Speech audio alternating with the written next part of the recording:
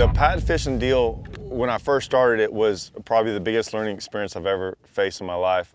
I went from probably 10 years before I ever even felt like I really knew what I was doing when it came to figuring out the right rod, reels, line, bait, how to do it, how to actually get them in. And I'm not even gonna say I even know everything now. I know what I'm supposed to do.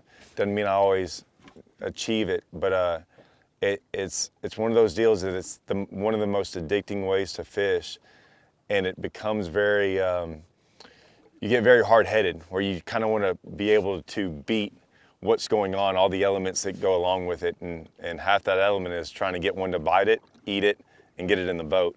All right, you know, what's really cool about these pads, like what they're really seeing is a profile. Ken, like, help me out with this real quick. So what you got is, like, as the sun gets up higher, you know, and what we're gonna do is we're gonna put this pad perch on top of this pad and look up, because this is basically what the view of that bass is getting, okay?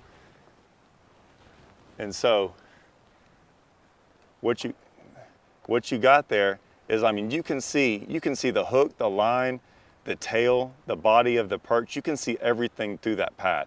That's exactly what they're seeing. So as you're moving this, they can perfectly see that come over every single pad. So when we talk about color, you know, it matters, but really what they're seeing is a black silhouette on top of that pad. And it's pretty awesome, because we always kind of wonder, man, how are we reeling it through all these pads and they actually get it? Well, they got a lot better view than we think. And to me, when I started noticing that over the pads, it started making a lot more sense on how to fish them, how fast I can go, and really how much they can see. Because when they're missing it, they're really not missing it sometimes because of color and things. They're just missing it because they don't really want it. Because we have seen throughout the day, there will be times when me and Ken, absolutely, we couldn't do anything wrong. They will eat it. And then other times you can do everything perfect and they'll hit it 5 times and still miss. It's just a fish that doesn't want it. We're trying to figure the medium out there on maybe a little bit better color, a little bit better shade, something that tricks them better on the ones that don't want to eat it. And I think that's the difference between catching, you know, 8, 9, 10 a day and maybe getting 15, 20, 25 a day. There you go. There you go. Keep him just steady. If he stopped, okay, if he stuck, that's a good one. There you go. Oh, he ate it good. He ate it good. A good old fat chunky one, look at that.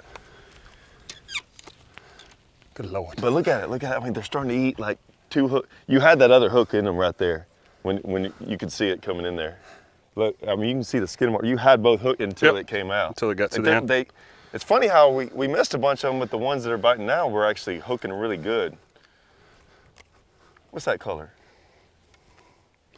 You tell me. I know, I'm supposed to know that. You are supposed to know that.